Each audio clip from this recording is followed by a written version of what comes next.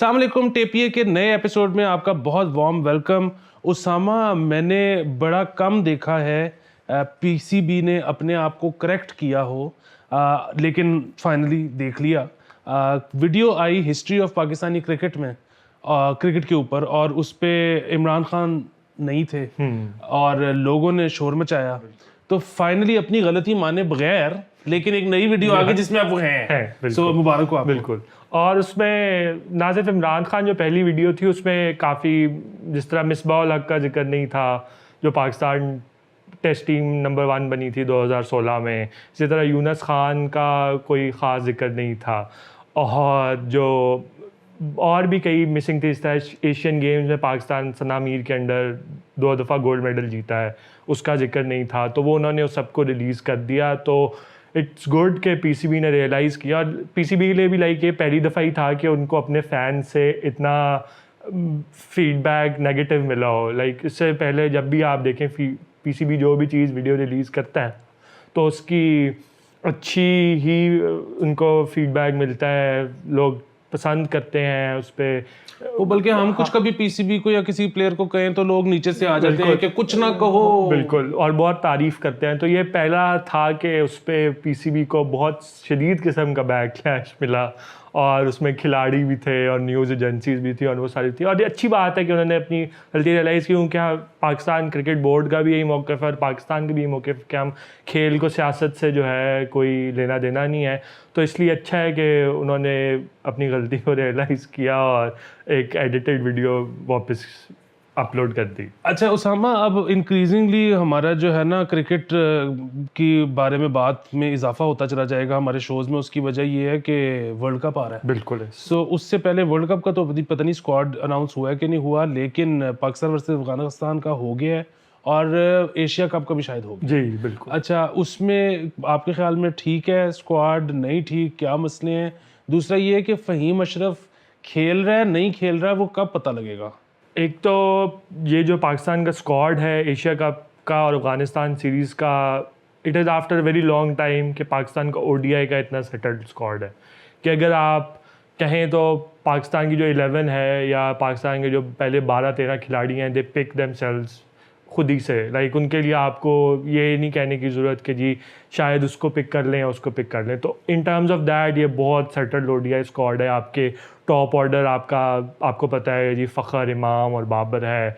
आपके जो middle order है उसमें रिजवान होगा, आगा सलमान, इफ्तिखार, हारिस, और फिर बॉलिंग ऑलराउंडर्स हैं उसमें नवाज़ है, शादाब है, और फिर आपके पेसर्स हैं। तो इन terms of that it is a very settled squad. उसमें फिर आपके 2-3 स्पॉट्स ही हैं जिन पे, और वो भी ऐसे स्पॉट्स हैं जिन पे बड़ी टफ बैटल है between various players. For instance जो फ़हीम अशरफ की इंक्लूजन है वो काफ़ी एक सरप्राइज़ आई है अभी लोगों के लिए कि जी फ़हीम एकदम से कैसे ओडीआई स्क्वाड में आ गया है और वो क्या है। तो उससे पता चलता है कि पाकिस्तान की टीम मैनेजमेंट किस तरह सोच रही है।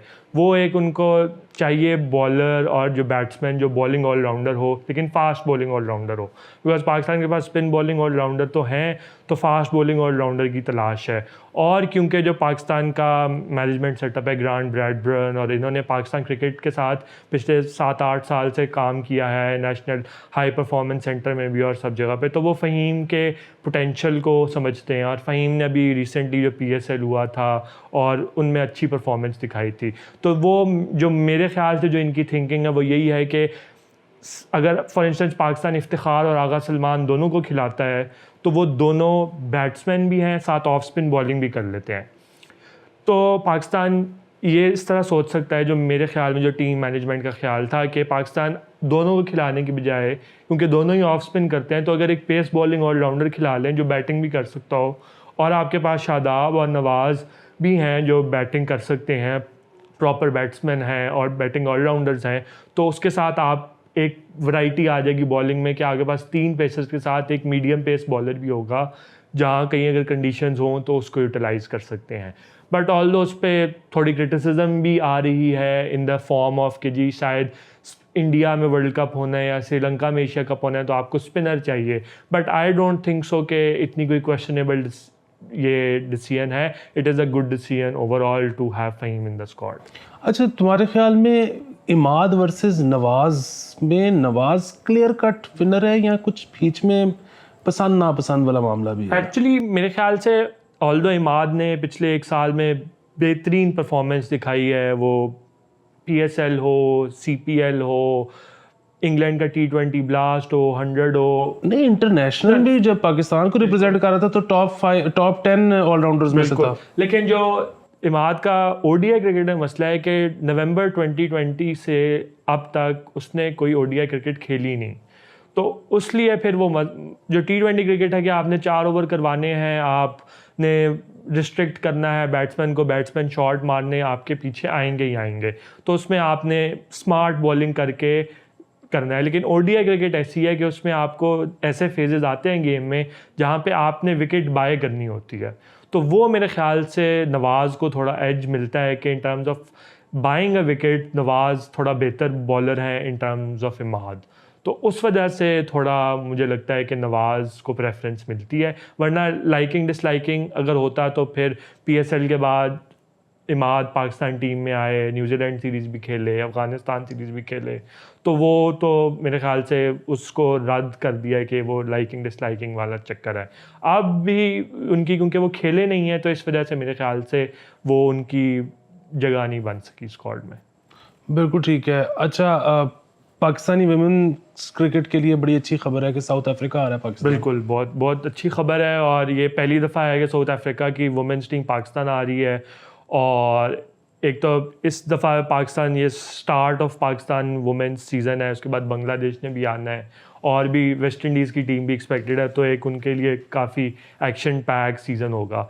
तो और सबसे जो अच्छी बात है ये है कि जो मैचेस हैं वो नेशनल स्टेडियम कराची में होंगे, और नेशनल स्टेडियम कराची में होंगे, और पहले कज़ाफ़ी स्टेडियम में भी कभी कभार मैचेस होते थे, पर वो हमेशा ये होता था कि जी वो सुबह 9 बजे शुरू हो रहे हैं मैचेस, सुबह 9 बजे, गर्मी का मौसम, ना कोई क्राउड देखने आ रहा है, ना कोई जो घर बैठ के भी देख रहे हैं, व्यूअर्स भी हैं वो देखते तो थे, पर 9 बजे कौन बैठ के देखेगा। तो सबसे अच्छी चीज़ है कि डे एंड नाइट मैचेस होंगे। एक तो ODI मैचेस वैसे भी वर्ल्ड जो ODI चैम्पियनशिप है उसका पार्ट है, तो ये वर्ल्ड कप क्वालिफिकेशन की तरफ भी इनका आपको फ़ायदा होगा, अगर आप जीतेंगे तो आपको पॉइंट्स मिलेंगे। तो इसलिए आज से एक तो डे एंड नाइट मैचेस होंगे। दूसरा जो बेस्ट चीज़ है कि tickets are open for everyone, कि कोई भी जाके, फैमिलीज़, बच्चे, बड़े, anyone can go and watch. तो उससे यह है कि एटलीस्ट एक क्राउड प्रॉपर होगा, ये नहीं होगा कि सिर्फ आपने स्कूल के बच्चों को लेके आए हुए हैं ग्राउंड में या एक खाली ग्राउंड है। तो इट्स गुड कि finally this step is in the right direction, और हम चाहते हैं कि इसी तरह वुमेंस गेम बेहतर होगी, कि ऑडियंस हो, एक पूरा वो एटमॉस्फेयर बने, उसमें फिर प्रेशर में आपको परफॉर्म करना आएगा और फिर आप इंटरनेशनल स्टेज पे भी अच्छा परफॉर्म कर सकेंगे। पाकिस्तानी वुमेन्स क्रिकेट जो साइड है वो बैलेंस्ड है मेरे ख्याल से, अच्छा ओवरऑल ठीक स्क्वाड है। उसमें जो कुछ ओमिशंस हैं, ईमान फातिमा जिस तरह उनको नहीं शामिल किया गया, तूबा हसन, 2 मिसेस हैं जो कि मेरे लिए बहुत सरप्राइजिंग थी।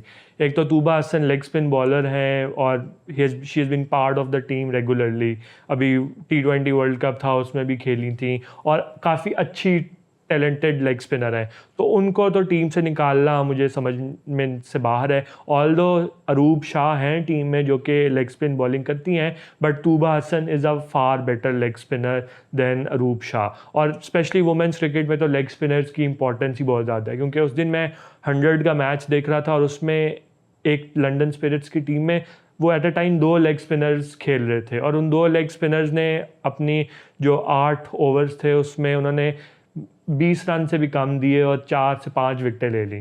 तो यानी वुमेंस गेम में तो लेग स्पिनर जो है वो ज़्यादा लीथल होता है, तो ये मिशन बहुत क्वेश्चनेबल है। दूसरा, ईमान फातिमा बहुत टैलेंटेड यंग ओपनिंग बैटर हैं, और वो काफ़ी अच्छा मॉडर्न अंदाज में खेलती हैं, शुरू से टॉप पे आके चौके छक्के मारती हैं, तो उनकी जो मिशन है वो भी बहुत जो है सरप्राइजिंग है, क्योंकि पाकिस्तान को टॉप ऑफ द ऑर्डर ऐसे खिलाड़ियों की ज़रूरत है जो कि ज़रा जारहाना और अच्छे अंदाज में खेल सकें। स्पेशली अंडर 19 वर्ल्ड कप जो है उसमें इनकी परफॉर्मेंस बहुत अच्छी थी। शवाल, जुल्फ़िकार और ईमान फातिमा, इन दोनों ने बहुत अच्छा परफॉर्म किया था। तो हर कोई ये उम्मीद कर रहा था कि ODI और T20, या अगर ODI स्क्वाड में नहीं भी तो कम से कम T20 स्क्वाड का तो ये ज़रूर पार्ट होंगी। लेकिन जो स्क्वाड साउथ अफ्रीका सीरीज़ और एशियन गेम्स के लिए अनाउंस हुए, उस दोनों में ये पार्ट नहीं है, तो वो बहुत सरप्राइजिंग है। और इस पर अब कुछ कह नहीं सकते आप कि किस वजह से ड्रॉप किया है, क्योंकि कोई ख़ास रीजनिंग नहीं प्रोवाइड की गई। अच्छा, डोमेस्टिक पे चलते हैं। गुड न्यूज़ है कि 74 फीमेल प्लेयर्स को डोमेस्टिक कॉन्ट्रैक्ट का हिस्सा बनाया गया, और ये वो नहीं है जो ऑलरेडी सेंट्रल कॉन्ट्रैक्ट में। बिल्कुल, और ये एक अच्छी चीज़ है, बहुत अच्छी चीज़ है। और finally it's a right step in the direction, क्योंकि हमारे इर्द गिर्द जो और मुल्क हैं वो काफ़ी अरसे से अपनी ख़वातीन की जो टीम है उनको प्रोफेशनल स्टेटस दे चुके हैं और सेंट्रल कॉन्ट्रैक्ट्स और अच्छे हैंडसम सेंट्रल कॉन्ट्रैक्ट्स अनाउंस किए हैं। तो फाइनली पाकिस्तान में भी हो गया, तो बहुत अच्छी बात है। But this is only the first step. इससे आगे अभी इम्प्रूवमेंट की बहुत गुंजाइश है, क्योंकि जिस तरह गेम की जो डिमांड्स हैं वो दिन ब दिन बदल रही हैं और उसमें और से और प्रोफेशनलिज्म आ रही है। जिस तरह लास्ट ईयर इस साल ही वुमेंस प्रीमियर लीग इंडिया में स्टार्ट हो गई है, इसी तरह फिर वेस्ट इंडीज़ में भी स्टार्ट हो गई है, इंग्लैंड में भी हो रही है, ऑस्ट्रेलिया में भी हो रही है।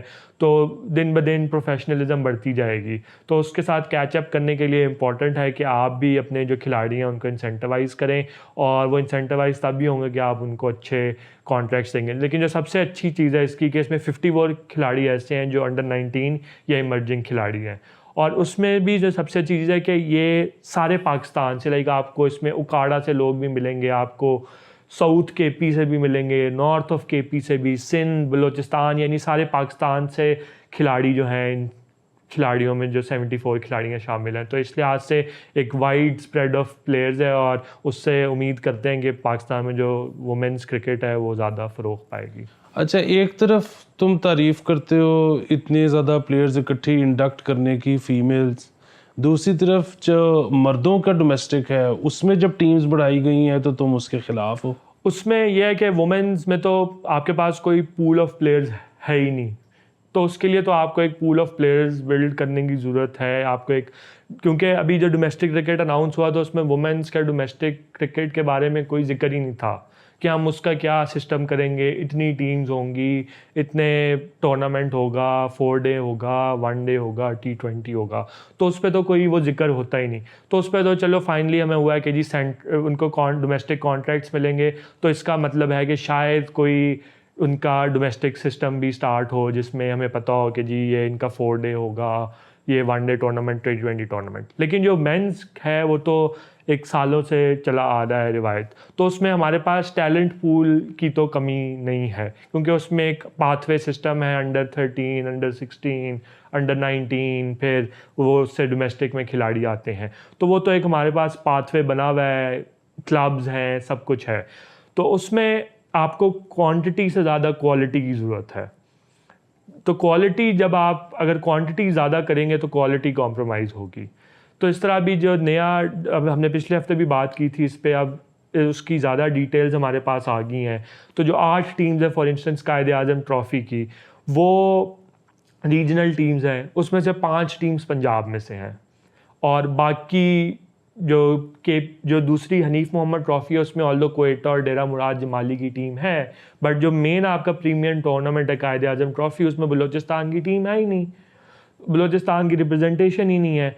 तो बेसिकली जो रीजनल क्रिकेट करने का मकसद था कि आपका जितना भी मुल्क है वहाँ पे इक्वल प्रमोशन ऑफ क्रिकेट हो और इक्विटेबल तरह से क्रिकेट प्रोग्रेस करे सारे मुल्क में, ये मकसद था रीजनल। वरना तो डिपार्टमेंट क्रिकेट इन टर्म्स बेहतर थी कि उसमें खिलाड़ियों को पैसे भी सही मिल सकते थे, वो क्वालिटी भी मेंटेन हो सकती है। पर रीजनल क्रिकेट का जो मेन एसेंस यही था कि आपने लोगों को ओनरशिप देनी है कि उनकी टीम हो, उसकी वजह से उधर क्रिकेट का फ़रोग पाए, पूरा हर रीजन में एक सिस्टम डेवलप हो जाए और उस सिस्टम से फिर आपको खिलाड़ी मिल सकें। लेकिन जब आप एक पूरा प्रोविंस है आपका बलूचिस्तान, उसी को रिगलेक्ट कर रहे हैं, तो उससे तो फिर वो रीजनल क्रिकेट का जो आपका एसेंस है वही ख़त्म हो गया। इसी तरह से जो कराची है, कराची की टीम्स हैं, बट बाकी से इनका क्या होगा। फॉर इंस्टेंस जो पिछला सिस्टम था उसमें बलूचिस्तान की टीम थी, उसमें आपने बाकी जो प्लेयर जो अपनी मेन टीम्स में नहीं आ सकते थे उनको आपने बलूचिस्तान की टीम में कर दिया, और उससे क्या हुआ कि बलूचिस्तान की भी एक अच्छी टीम बन गई, जिसको इंस्पिरेशन पाते हुए आपने देखा कि जो 2-3 टैलेंटेड प्लेयर्स होते थे बलूचिस्तान के, उनको आपने उस बलूचिस्तान साइड, डोमेस्टिक साइड के साथ रख दिया, और उन्होंने वो वहाँ से खेला सेकंड 11 या फर्स्ट 11 में, तो उससे उनका एक्सपोजर बढ़ा, एक्सपीरियंस बढ़ा, और उसकी बुनियाद पे वो परफॉर्म किया और लाइमलाइट में आ गए। जिस तरह हसीबुल्लाह खान है, PSL में भी डेब्यू किया, अंडर 19 उनका पशीन से ताल्लुक़ है, और वो अब पाकिस्तान के स्क्वाड में भी थे शाहीन्स के। तो इससे आपको पता चलता है कि जी एक टैलेंट वहाँ पे है, बट उसकी स्पॉटिंग और उसको मौका मिलने की बात है। अब कोयटा की टीम होगी या डेरा मुराद जुमाली की टीम होगी, तो उसमें तो वो उसकी क्वालिटी नहीं होगी, और वो क्वालिटी जब उसकी नहीं होगी तो वो जो अच्छा छोटा खिलाड़ी है, बिकॉज जो आपने रीजन्स कर दिए, तो वो रीजन के जो खिलाड़ी हैं 8 या 18 टीम्स में जब बट गए हैं, आपने कायद आजम ट्रॉफी में भी खिलाड़ी हैं, फिर हनीफ मोहम्मद में 10 रीजन्स की और टीम्स हैं, तो वो तो अपने रीजन से खेलेंगे, क्योंकि रीजन्स वाले उनको कहेंगे कि जी आप हमारे रीजन से आगे खेलें।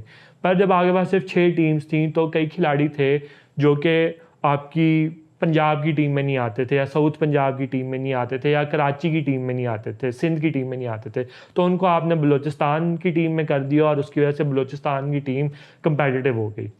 तो वो क्वालिटी और क्वांटिटी का जो मसला है वो सारा है।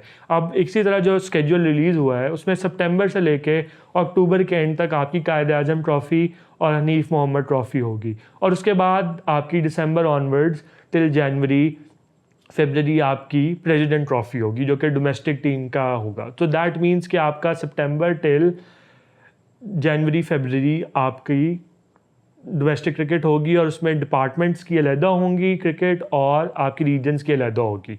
अब इसमें प्रॉब्लम क्या है कि वही लंबा ड्यूरेशन बहुत है, यही कंसाइड करता है आपके होम सीज़न के साथ भी, जिसमें आप ऑल्दो इस साल तो वर्ल्ड कप और उस कमिटमेंट की वजह से शायद पाकिस्तान कोई टेस्ट सीरीज़ ना खेले, बट फ्यूचर में आपने टेस्ट सीरीज़ खेलनी होंगी। अक्टूबर में खेलते हैं, नवंबर, दिसंबर, जनवरी, फरवरी, PSL मार्च तक आप अपनी क्रिकेट खेलते हैं, तो उसमें आपकी टेस्ट सीरीज़ होती हैं। तो उससे क्या होगा, जब इतनी क्रिकेट होगी तो वही पिचेस की क्वालिटी आपकी कॉम्प्रोमाइज़ होगी, तो जब कॉम्प्रोमाइज़ होगी तो आपके खिलाड़ियों का जो खेलने का मसला है वो होगा। और दूसरी जो चीज़ इसमें है कि आप एक सिस्टम लॉन्ग टर्म बनाते हैं। एक अक्सर पाकिस्तान में बात होती है कि जी आपके पास अच्छे खिलाड़ी क्यों नहीं आते, या डोमेस्टिक स्ट्रक्चर अच्छा नहीं है, सिस्टम अच्छा नहीं है। आप किसी सिस्टम को 5-10 साल चलने दें, उसके बाद आप जज कर सकते हैं कि ये सिस्टम अच्छा है या नहीं है। आप अगर 1 या 2 साल बाद उस सिस्टम को ख़त्म कर देंगे, तो आप ये कैसे कह सकते हैं कि ये सिस्टम अच्छा है या बुरा है। आपको एक सिस्टम को कम से कम 5 से 10 साल देने चाहिए, जिसमें आप देख सकें कि उससे खिलाड़ी बेहतर हुए हैं, आपको खिलाड़ी मिलना शुरू हुए हैं, क्वालिटी बेहतर हुई है, और क्या उसमें आप बेहतरी की तरफ गया या बदतरी की तरफ गया है। फिर आप जज कर सकते हैं कि वो सिस्टम बुरा है या अच्छा है। लेकिन पाकिस्तान में क्या होता है कि हम हर 2-3 साल बाद अपने और चीज़ों की तरह क्रिकेट का सिस्टम भी बदल देते हैं, और फिर हम एक्सपेक्ट करते हैं कि जी ये सिस्टम ठीक होगा या इसमें बेहतरी आएगी। तो इन रिगार्ड्स टू डैट हमें ये कोशिश करनी चाहिए कि हम एक लॉन्ग टर्म स्ट्रेटेजिक थिंकिंग करके सिस्टम बनाएं, और वो सिस्टम अगर एक दफ़ा बना दिया है तो फिर उसके साथ एटलीस्ट 5 साल या 10 साल के लिए स्टिक करें, ताकि हमें उसके सही रिजल्ट्स तो नज़र आ सकें। ठीक है। अच्छा, एक और ख़बर कि PHF डिसबैंड हो गया। बिल्कुल। मुझे सिर्फ इतना बताओ, इसमें सुप्रीम कोर्ट का कोई लेना देना तो नहीं है, क्योंकि फीफा वाला जो हमने भुगता था दोनों दफ़ा, उसमें हमारी सुप्रीम कोर्ट का किरदार था सबसे बड़ा। इसमें सुप्रीम कोर्ट का तो कोई किरदार नहीं, पर जो निगरान हुकूमत है उसका किरदार है। उन्होंने आते सारी प्राइम मिनिस्टर ने स्पोर्ट्स बोर्ड को कहा कि आप PHF को डिसबैंड कर दें, क्योंकि जो PHF के सेक्रेटरी और जो थे अभी चेयरमैन, वो इलेक्शन कराने से कतरा रहे थे। अब वो पता नहीं, क्योंकि वो खालिद सजाद खोखर साहब भी काफ़ी अरसे से PHF की भागदौड़ संभाले हुए हैं, तो वो पता नहीं क्यों कह रहे थे, शायद उनका नहीं दिल था कि ना उनकी जो चेयरमैनशिप है या जो सेक्रेटरीशिप है वो जाए, तो वो रीज़न थी। तो उसकी वजह से उन्होंने उसको डिसबैंड कर दिया और इलेक्शन और क्लब स्क्रूटनी के लिए कहा है। लेकिन इसमें जो मसला है कि PHF is linked with Pakistan Olympic committee, और Pakistan Olympic committee is linked with international Olympic committee, और Pakistan Olympic committee is also linked with Pakistan federal FIH, federal international hockey federation of international hockey. तो उसमें अब ओलंपिक्स होने हैं, एशियन गेम्स होनी है, तो अगर FIH ने कोई मसला उठा दिया तो फिर पाकिस्तान पे दोबारा बैन के बादल जो हैं वो मंडला सकते हैं कि जी ये आपने क्यों एकदम से डिसबैंड कर दिए, तो हमारे अप्रूव्ड लोग थे या जो भी। तो ये एक थोड़ा खदशा है, बट ओवरऑल जो अभी खबरें आ रही हैं कि जो सिलेक्शन कमेटी है और जो टीम की तैयारी है एशियन गेम्स के लिए, उस पर कोई असर नहीं पड़ेगा इसका। आखिरी खबर, हमारा फाइनली क्वालिफायर्स के लिए वर्ल्ड कप फुटबॉल डिसाइड हमने कर लिया है कि पाकिस्तान में ही होंगे। बिल्कुल, वो विज़िट था स्पोर्ट्स बोर्ड ने PFF के ऑफिशियल्स को करवाना था जिन्ना स्टेडियम के लिए, और PFF ने जिन्ना स्टेडियम अप्रूव कर दिया है। और अब सिर्फ फीफा और AFC जो एशियन फुटबॉल कन्फेडरेशन है उसने अपना डिसीजन इंस्पेक्शन के बाद बताएंगे कि क्या ग्राउंड्स ठीक हैं। अब हम होप करते हैं कि इस ड्यूरेशन में जो भी कोई छोटे मोटे मसले हैं वो ठीक हो जाएं, ताकि AFC और फीफा भी अप्रूव कर दे और पाकिस्तान अपना होम क्वालिफायर जो है वो पाकिस्तान में ही खेले अपने क्राउड के सामने। थैंक यू सामा, आप सबका और भी ज़्यादा शुक्रिया। जैज़ कैश, इजी पैसा, रास्त, पेट्रियन सब खुला है, आपने अपना दिल खोलना है। खुदा हाफिज़।